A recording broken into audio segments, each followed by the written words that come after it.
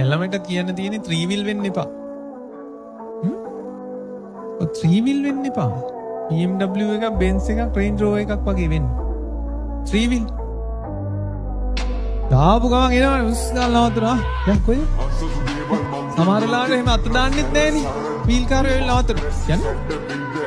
ඒ වගේ තමයි ගෑල්ලමයින්ට කියන්න තියෙන්නේ 3 wheel වෙන්න එපා. දාපු ගමන්